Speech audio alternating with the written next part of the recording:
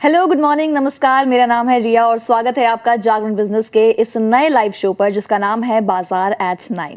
इस शो के जरिए हम ओवरऑल मार्केट के सेंटिमेंट के बारे में बातचीत करते हैं। कल रात भर वॉल स्ट्रीट पर क्या कुछ हलचल देखने को मिली, एशियाई बाजारों से हमें क्या कुछ संकेत मिलते नजर आ रहे हैं। एक्सपर्ट्स के जरिए आपको ये समझाने की कोशिश करते हैं कि कल के ट्रिगर्स के दम पर आज किन स्टॉक्स में आपको ताबड़तोड़ एक्शन देखने को मिल सकता है। और सबसे जरूरी बात कि बाजार की जो करंट लेवल्स हैं या फिर जो करंट सिनेरियो है उनके बेसिस पर आपके लिए कमाई के मौके कहां बनते नजर आ रहे हैं और वो कौन से स्टॉक्स हैं या कौन से सेक्टर्स हैं जिन पर दाव लगा करके आप अपने पोर्टफोलियो को मजबूती दे सकते हैं। इस शो के जरिए हम सभी कुछ डिटेल में बातचीत करते हैं। 9 से 10 बजे तक हम लाइव रहते हैं। इस शो के जरिए आप अपने क्वेश्चंस भी पोस्ट कर सकते हैं। हम उन सवालों को अपने शो में लेते हैं और आपको सवालों के सारे जवाब देने की भी कोशिश करते हैं। तो आज का दिन बेहद खास है। आज सेंसेक्स की एक्सपायरी का दिन है और कल हमने देखा कि आरबीआई मॉनेटरी पॉलिसी की बैठक में क्या कुछ फैसला हुआ, उसका इम्पैक्ट हमने मार्केट पर देखा। इसके अलावा क्या कुछ आज वो ट्रिगर्स रह सकते हैं जिनके दम पर बाजार की जो क्लोजिंग है वो कैसी हो सकती है, ओपनिंग कैसी हो सकती है, इन सभी पर हम डिटेल में बात करेंगे। तो सबसे पहले बात करेंगे हम ग्लोबल मार्केट्स की कि ग्लोबल मार्केट से हमें क्या कुछ अपडेट मिलता नजर आ रहा है। इसके लिए डिटेल में बातचीत करने के लिए हमारे साथ मेरे को एंकर स्टूडियो में काशिद मौजूद हैं जो आपको समझाएंगे कि ग्लोबल मार्केट से क्या कुछ अपडेट निकलकर सामने आ रहा है। सबसे पहले बात करते हैं अमेरिकन मार्केट्स की। तो कल अमेरिकन मार्केट्स में मोटे तौर पर देखा जाए तो गिरावट का माहौल रहा। दरअसल निवेशक जो हैं वो इस टाइम पर अमेरिका और ईरान में जो शांति समझौता है वो चाहते हैं कि उसे लेकर एक फर्म कोई नतीजा सामने आए। फिर भी इससे पहले कल डॉ जोन्स में तेजी आई, लेकिन जो अमेरिका के दूसरे जो बड़े स्टॉक एक्सचेंज हैं जिनमें नेस्डेक कंपोजिट और S&P शामिल हैं, उन दोनों में गिरावट दर्ज की गई। सबसे पहले बात करें डॉ जोन्स की तो ये 263 अंकों की मजबूती के साथ 54,350 के स्तर पर बंद हुआ। वहीं दूसरी तरफ नेस्डेक में 221 अंकों की कमजोरी दर्ज की गई और S&P जो है वो करीब 13 अंक नीचे फिसला। जहां तक नेस्डेक की बात है उसमें गिरावट की बड़ी वजह रही स्पेसएक्स और AMD के शेयरों में गिरावट आई, जो कि उनके तिमाही नतीजों के बाद कमजोरी आई है, जिसके चलते नेस्डेक में कमजोरी आई, जो कि एक टेक हैवी इंडेक्स माना जाता है। इसके अलावा अब बात करते हैं अमेरिकन बाजार के बाद एशियन मार्केट्स की। तो आज एशियन मार्केट्स में भी ज्यादातर गिरावट वाला माहौल ही देखने को मिल रहा है। सबसे पहले बात करें चीन के शंघाई कंपोजिट की तो ये ऑलमोस्ट फ्लैट है, इसमें कोई भी बढ़त या तेजी नहीं देखने को मिल रही है। वहीं जापान का निक्केई जो है, निक्केई 225, वो करीब 1.5% नीचे फिसला हुआ है और हैंग सेंग जो कि हांगकांग का इंडेक्स है उसमें करीब 2% की ज्यादा गिरावट दिख रही है। वहीं साउथ कोरिया का जो कोस्पी है उसके अंदर भी 4% से ज्यादा की गिरावट है। एशियन मार्केट्स जो हैं वो ज्यादातर अमेरिकन मार्केट्स के पीछे चल रहे हैं, उनको फॉलो कर रहे हैं ऐसा माना जा रहा है। और जो एशियन मार्केट्स के जो इन्वेस्टर्स हैं वो भी चाहते हैं कि निवेशक जो है वो ईरान और यूएस डील पर क्लैरिटी चाहते हैं। मतलब जब तक ईरान और यूएस के बीच जो पूरा एक बातचीत का दौर चल रहा है उस पर जब तक कोई क्लैरिटी नहीं आती, इन्वेस्टर्स नया पैसा लगाने से कतरा रहे हैं, ऐसा महसूस दे रहा है। वहीं तेल की कीमतों की बात करें तो इस हफ्ते की शुरुआत में तेल की कीमतों में भारी गिरावट के बाद अभी भी दबाव बरकरार है, जिसकी वजह साफ है कि माना जा रहा है कि ईरान और यूएस दोनों एक ट्रेड डील तक, एक पीस डील तक पहुंच सकते हैं। उनके बीच में पीस डील का ऐलान जल्दी हो सकता है। ब्रेंट क्रूड के जो दाम है वो $80 प्रति बैरल के नीचे ट्रेड कर रहे हैं इस वक्त।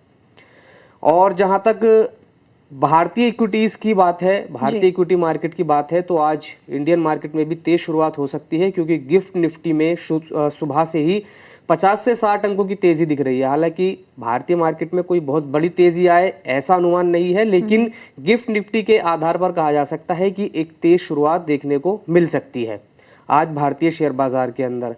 जो शेयर आज भारतीय शेयर बाजार में ज्यादा फोकस में रह सकते हैं उनके अंदर विप्रो और इन्फोसिस शामिल हैं, जिन्होंने कुछ नई डील्स की हैं। इसके अलावा कई ऐसी कंपनियां हैं जो आज अपने तिमाही नतीजे जारी करेंगी, जिनमें hero MotoCorp, LIC, Lupin, Britannia, Apollo Tyres, Blue Star, Crompton Greaves, इसके अलावा EIH, Emcure pharma, Finolex industries, संवर्धन मदरसन, मुथूट, माइक्रोफिन, NCC और प्रीमियम एनर्जीज शामिल हैं। इसके अलावा कुछ और भी ऐसी खबरें हैं जिसके चलते कुछ और शेयर आज फोकस में रह सकते हैं।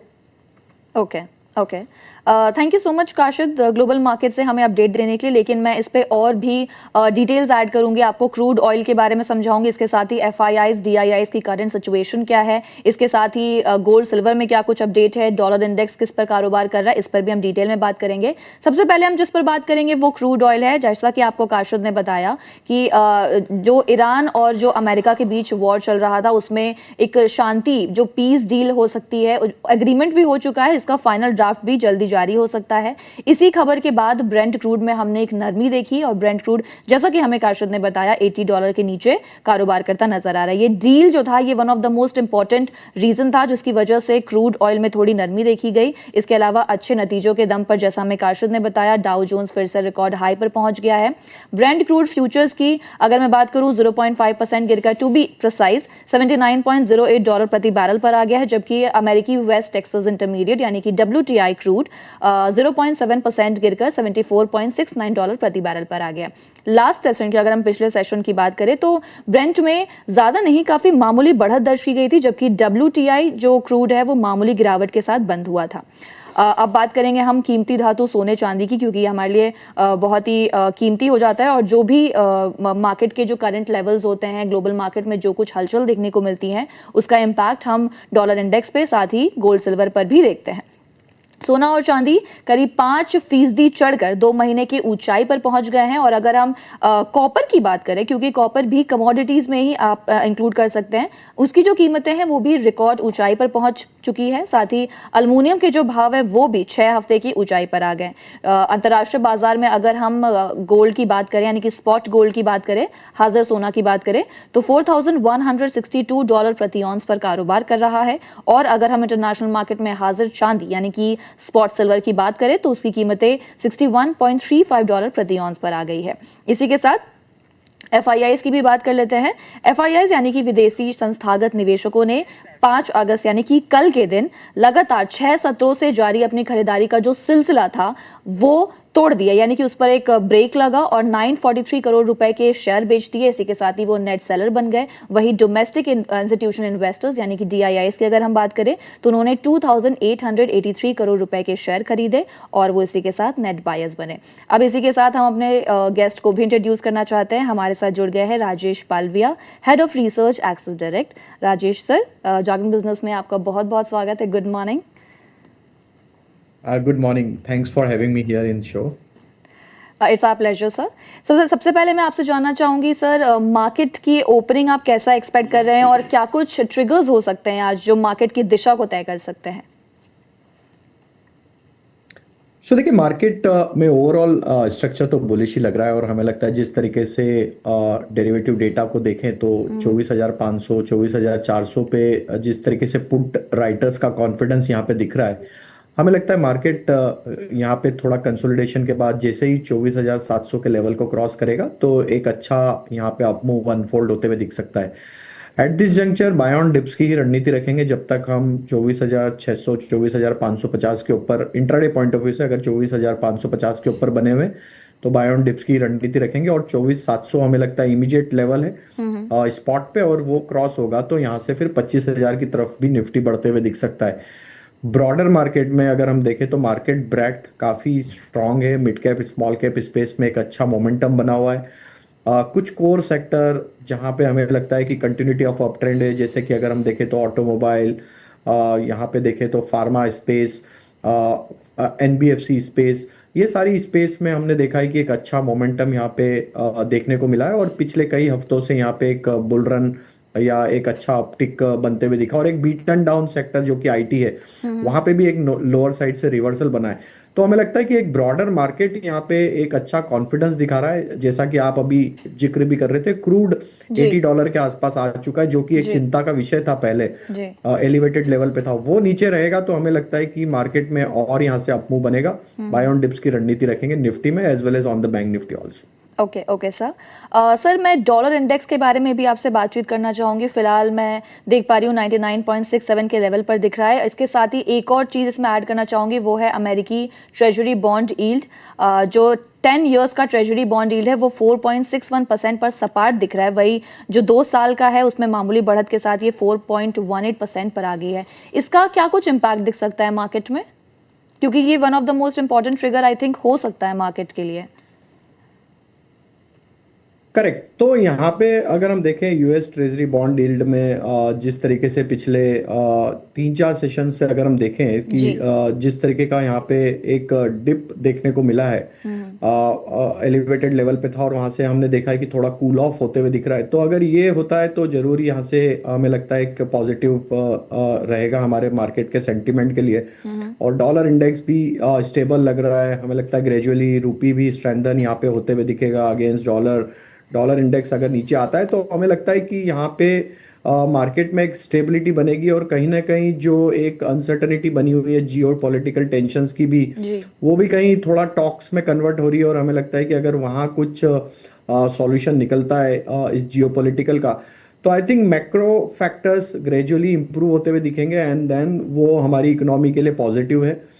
और जिस तरीके से रुपये भी पिछले कुछ दिनों में हमने देखा है एक मजबूती यहाँ पे दिखा रहा है, तो ये सारे फैक्टर हमारी इकोनॉमी के लिए एक अच्छे साइन होंगे।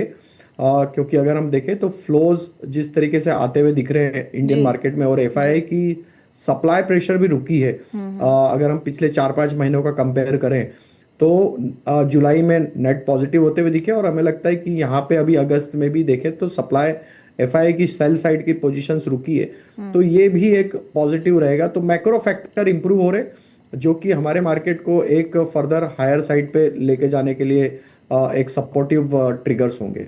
Okay, thank you so much sir हमें समझाने के लिए। लेकिन इसी के साथ मैं आगे आपको ये भी बता दूं कि आज कौन कौन से स्टॉक्स हैं जो फोकस में रहने वाले हैं और किन कंपनियों के तिमाही नतीजे आने वाले हैं।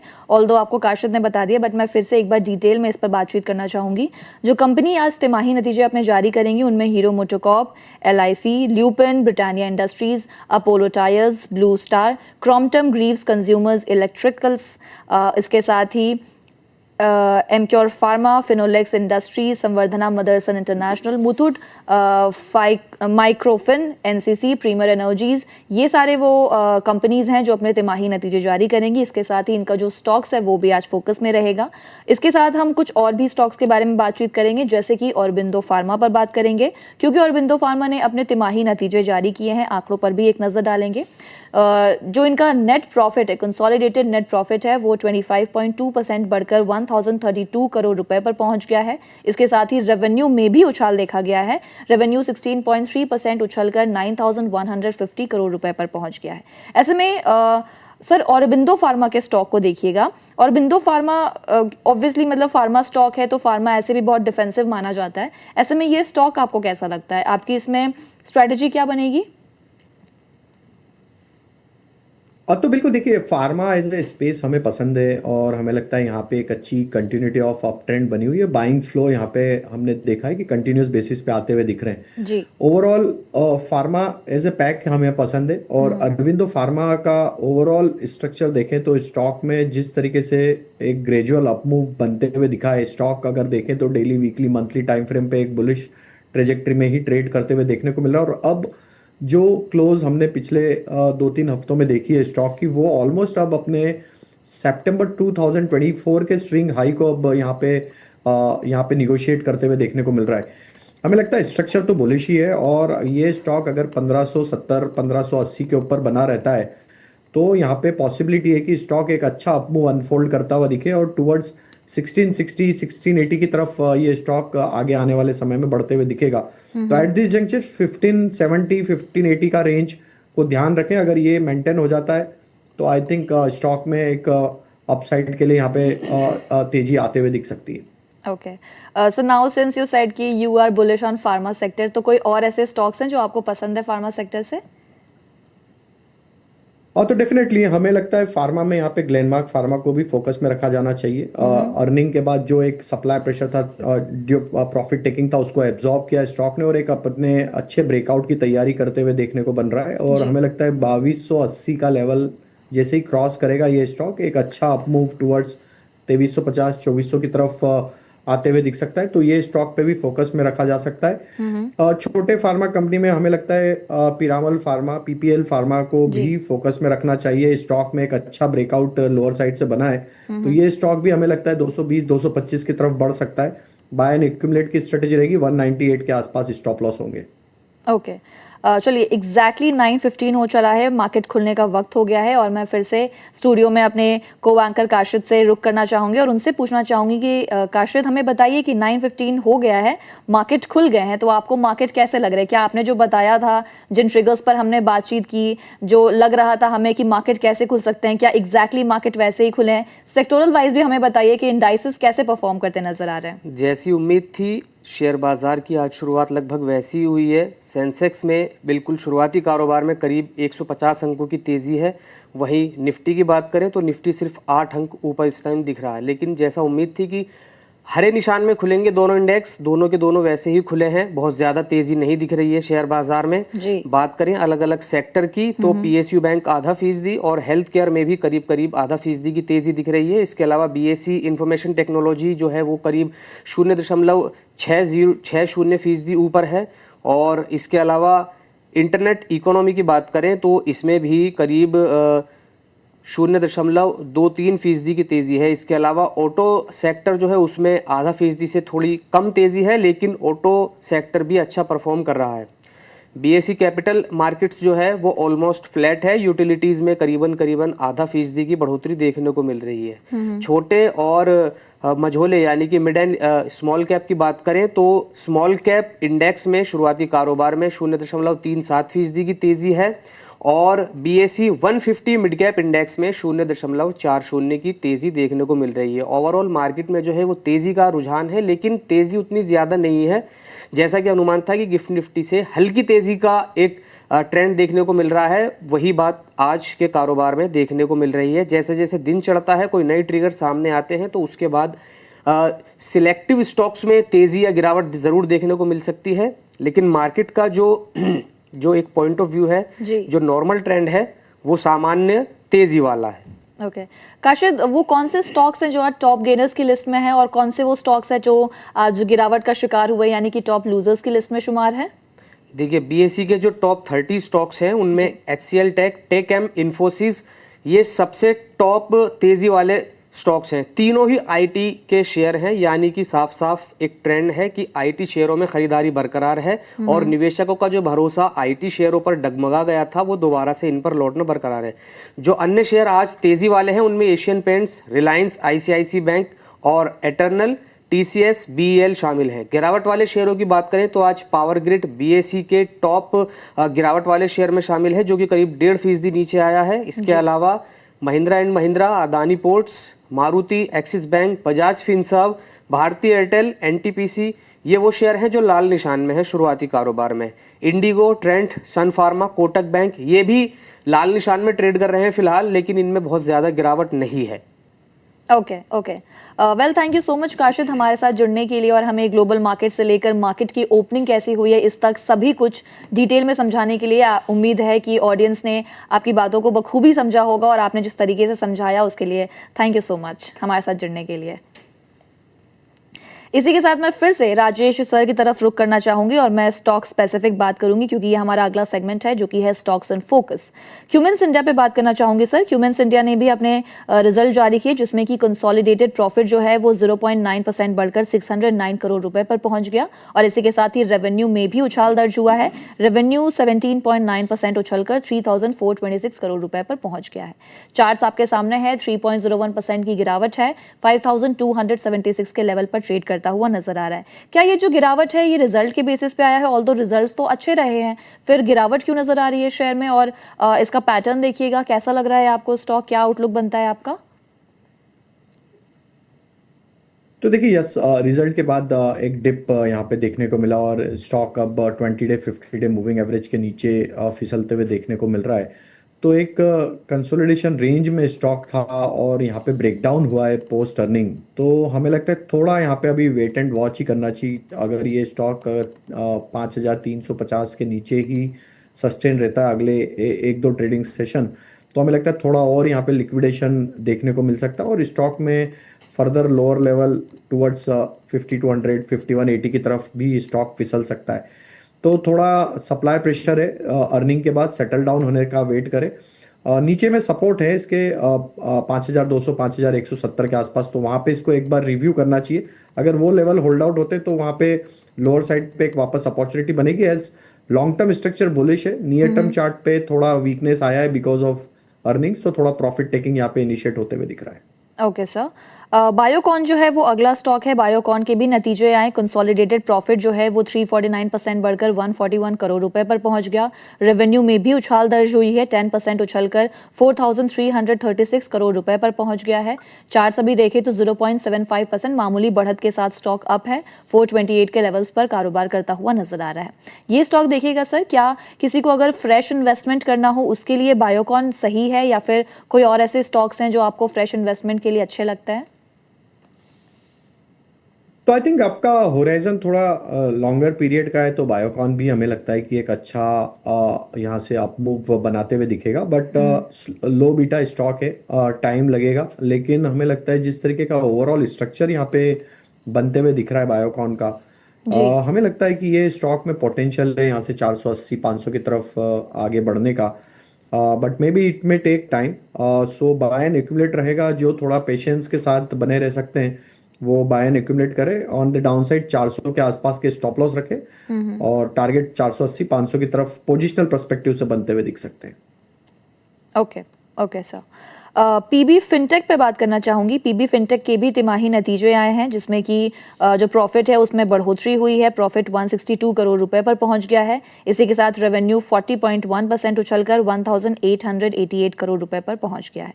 पीबी फिनटेक और इसके साथ एक और इंक्लूड कर लेती हूँ, गोदरेज एग्रोवेट। इसके भी तिमाही नतीजे आए हैं। कंसोलिडेटेड प्रॉफिट में हालांकि गिरावट दर्ज हुई है, 128 करोड़ रुपए पर पहुंच गया है, लेकिन रेवेन्यू में बढ़ोतरी हुई है। ऐसे में sir we have two stocks, PB Fintech and Godrej Agrovet. ये दोनों स्टॉक्स देखिएगा, इन दोनों पर आज मार्केट का फोकस भी रह सकता है। कैसा लग रहा है आपको स्टॉक्स चार्ट के बेसिस पर? तो I think PB Fintech Policybazaar में एक करेक्शन के बाद स्टॉक में लोअर साइड पे एक बेस बिल्डिंग एक्टिविटी देखने को मिला है। अराउंड 1500 के आसपास स्टॉक में करेक्शन कहीं ना कहीं थमते हुए दिखा था और वहां से स्टॉक ग्रेजुअल एक रिकवरी यहाँ पे बनाते हुए दिख रहा है। इस रिकवरी प्रोसेस में स्टॉक ने 20-50 डे मूविंग एवरेज को अब रीगेन किया है। हमें लगता है जब तक ये स्टॉक 1600 के ऊपर बना हुआ है, 1600 1595 के ऊपर बना हुआ है, आई थिंक लॉन्ग साइड का ट्रेड रखा जा सकता है। और स्टॉक में जो इमीडिएट टारगेट हमें लगता है जो बन सकते हैं वो करीब 1700 1710 की तरफ बनते हुए दिख सकते हैं। तो ट्रेडिंग पॉइंट ऑफ व्यू से 1710 का टारगेट एम करें और वहाँ पे प्रॉफिट बुक करें अगर ये स्टॉक आपने करंट लेवल पे बाई किया है तो। गोदरेज एग्रोवेट, ये स्टॉक का ट्रेंड अभी भी वीक है। स्टॉक में देखें तो series of lower top lower bottom formation यहाँ बनते हुए दिख रहे हैं, जो कि एक साइन है सस्टेन सप्लाई प्रेशर का। स्टॉक में हमें लगता है जिस तरीके से वीकनेस है near term short term chart पे, थोड़ा और भी गिरावट यहाँ पे बन सकती है। ऑन द डाउन साइड हमें लगता है 510 515 इसके लिए नेक्स्ट लेवल है ऑन द डाउन साइड। वहां पे अगर ये रुकता है तो थोड़ा पुल बैक बनेगा, अदरवाइज अगर ये 510 भी तोड़ता है तो फिर ये कंटिन्यूटी ऑफ डाउन ट्रेंड रहेगा और हो सकता है 485 तक भी फिसल जाए। तो अभी थोड़ा अवॉइड करें ये स्टॉक को जब तक ये स्टॉक 580 के ऊपर नहीं आता है। सेल ऑन राइज की स्ट्रेटेजी रहेगी गोदरेज एग्रोवेट में। Okay sir. Vedanta aluminium metal के एक बार स्टॉक को देखिएगा। इस पर खबर अभी ये भी आ रही है कि वेदांता एल्युमिनियम मेटल जो है वो 13,500 करोड़ रुपए का बड़ा लोन जुटाने की प्लानिंग में है। ब्लूमबर्ग की तरफ से ये एक रिपोर्ट आई है जिसमें कि कहा गया है कि ये जो कारोबार के बंटवारे के बाद कंपनी की तरफ से लिया जाने वाला पहला बड़ा घरेलू करेंसी वाला कर्ज साबित होगा। वेदांता के एल्युमिनियम मेटल के स्टॉक जो है वो आपके सामने है। 1.27% की बढ़ोतरी है, 473 रुपए के आसपास कारोबार करता हुआ नजर आ रहा है। यहां से कहां तक जाने की संभावना नजर आ रही है सर इस स्टॉक में? तो आई थिंक जैसा हमने ओपनिंग कमेंट्री में बताया कि हमें लगता है मेटल स्पेस में यहाँ पे ग्रेजुअल बाइंग इंटरेस्ट बन रहा है और अभी कंटिन्यूटी रहेगी। थोड़ा मेटल स्टॉक्स एक अपवर्ड ट्रेजेक्टरी की तरफ बढ़ सकते हैं।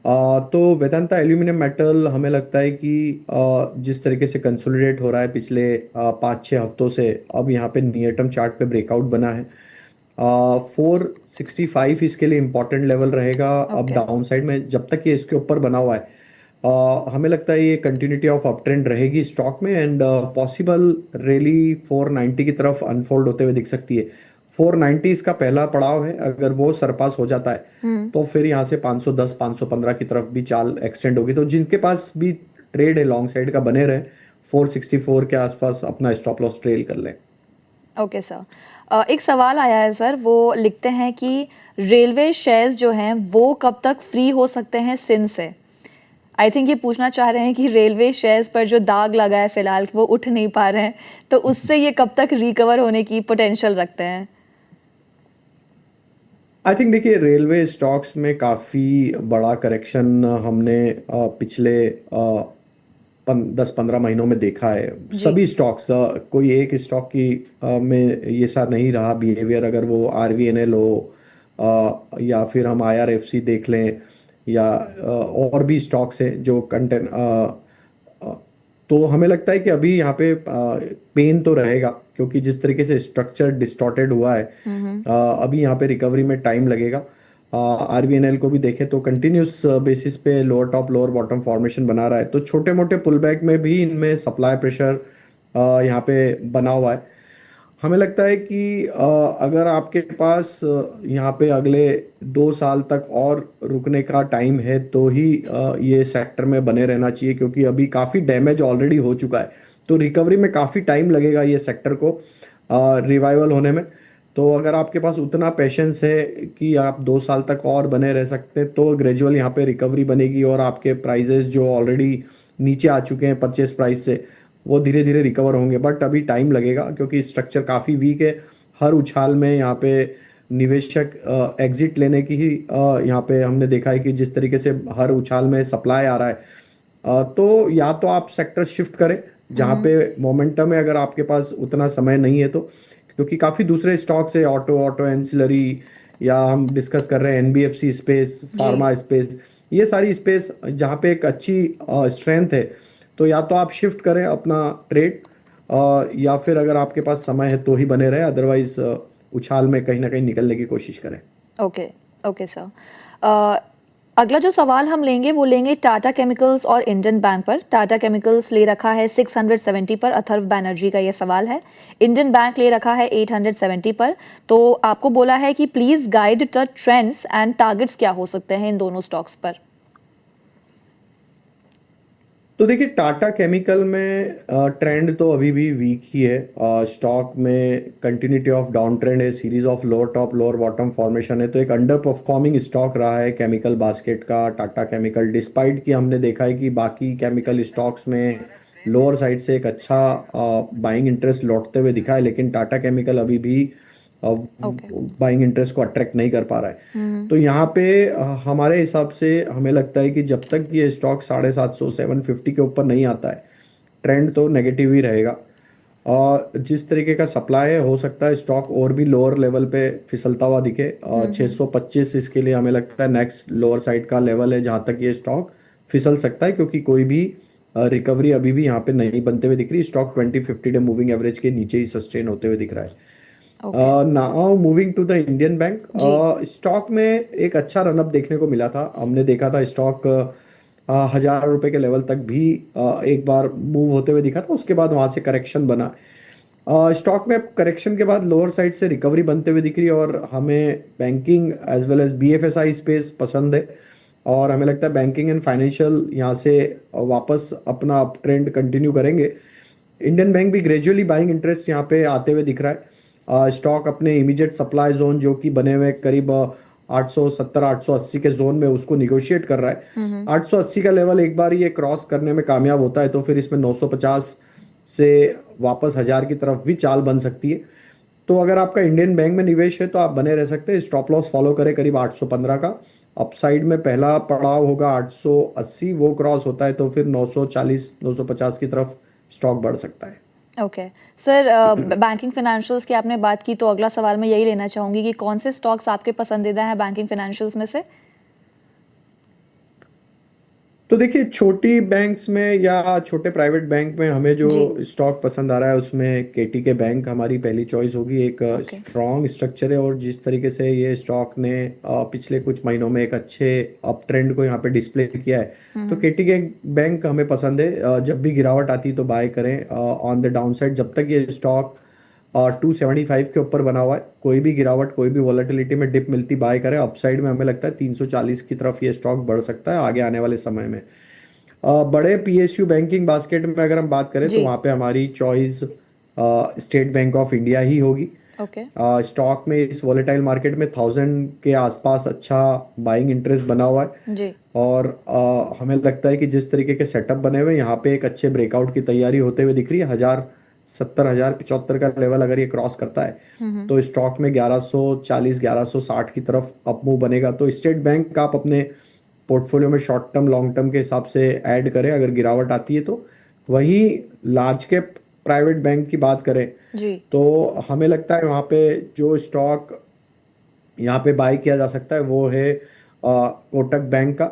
ओके। ये स्टॉक कोटक। ग्रेजुअल एक अप मूव दिखा रहा है और हमें लगता है जब तक ये 380 के ऊपर बना हुआ है, यहाँ पे भी पॉसिबिलिटी है कि स्टॉक 415, 440 की तरफ आगे आने वाले समय में बढ़ता हुआ दिखे।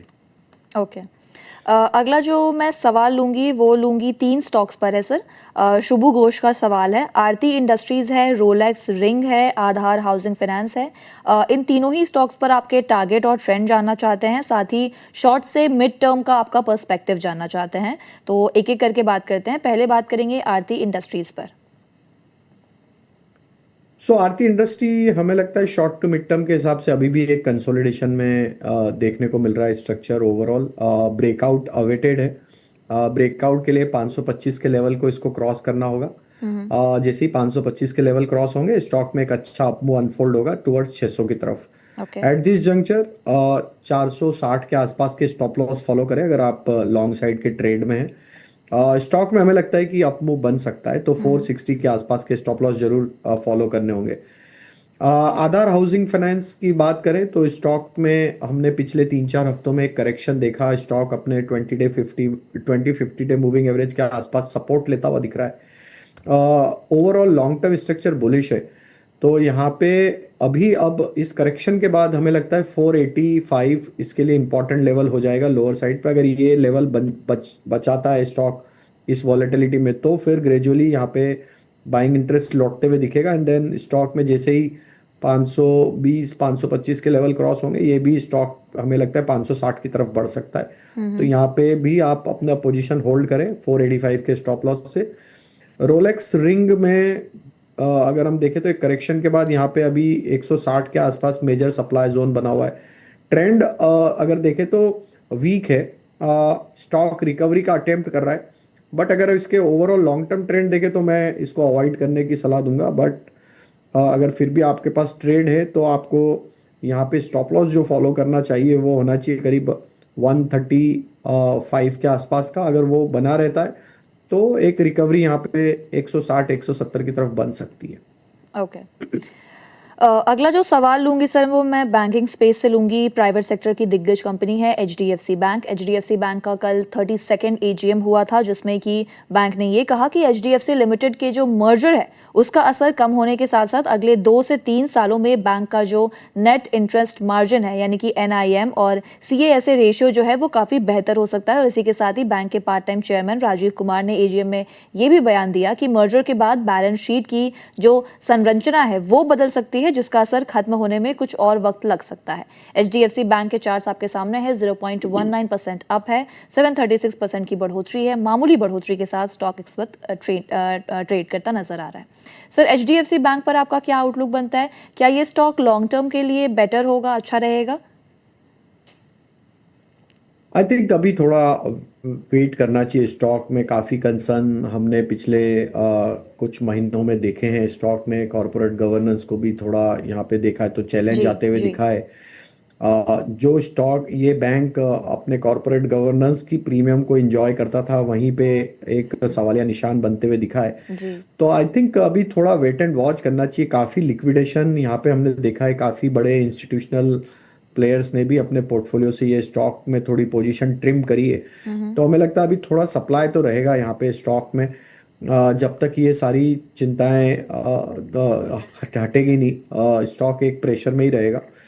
लेवल्स की बात करें तो काफी क्रूशियल लेवल के आसपास स्टॉक ट्रेड कर रहा है, और हमें लगता है 725 इसके लिए काफी क्रूशियल लेवल है। अगर ये 725 के लेवल को तोड़ देता है तो इसमें गिरावट और भी बढ़ सकती है, हो सकता है स्टॉक फिर 660 की तरफ भी फिसल जाए। On the other hand higher side पे जो मेजर सप्लाई जोन है स्टॉक के लिए वो 780 के आसपास है। 780 का लेवल अगर ये क्रॉस करता है तो फिर ग्रेजुअल यहाँ पे बाइंग इंटरेस्ट लौटेगा। बट हमें लगता है कि अल्टरनेट आइडियाज हैं लार्ज कैप प्राइवेट बैंक में, तो आप वहाँ शिफ्ट हो सकते हैं। HDFC बैंक में हमें लगता है अभी कंसर्न्स है, तो थोड़ा हम अभी इस समय अवॉइड करेंगे। तो हमें लगता है अल्टरनेटिव आप ICICI बैंक, इंडसइंड बैंक या कोटक बैंक में अपनी पोजीशन शिफ्ट कर सकते हैं, अगर आपको लार्ज कैप प्राइवेट बैंक में ही अपना पोजीशन डिप्लॉय करना है तो। ओके, एक आखिरी सवाल लूंगी सर, फटाफट, मतलब सिर्फ आप नाम बता दीजिए कि ऐसे बाजारों में आपको कौन से 3 स्टॉक्स हैं इस वक्त जो पसंद आ रहे हैं, और इसी के साथ ही फिर आप अपना डिस्क्लेमर भी दे दीजिएगा। तो देखिए, ऑटोमोबाइल स्पेस हमें बिल्कुल पसंद है और हमें Okay. लगता है ऑटोमोबाइल स्पेस पे बने रहना चाहिए। हीरो मोटर यहाँ पे बाय करें। हीरो मोटर हमें लगता है कि एक अच्छा मोमेंटम कंटिन्यू करेगा। दूसरा स्टॉक NBFC स्पेस से हमें लगता है श्रीराम फाइनेंस, ये स्टॉक भी जिस तरीके के अपट्रेंड में यहाँ बाय करें। और तीसरा stock eternal.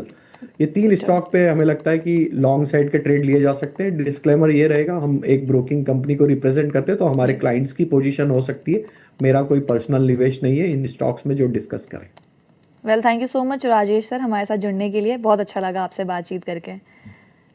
Thank you so much sir, and have a good day. Thank you.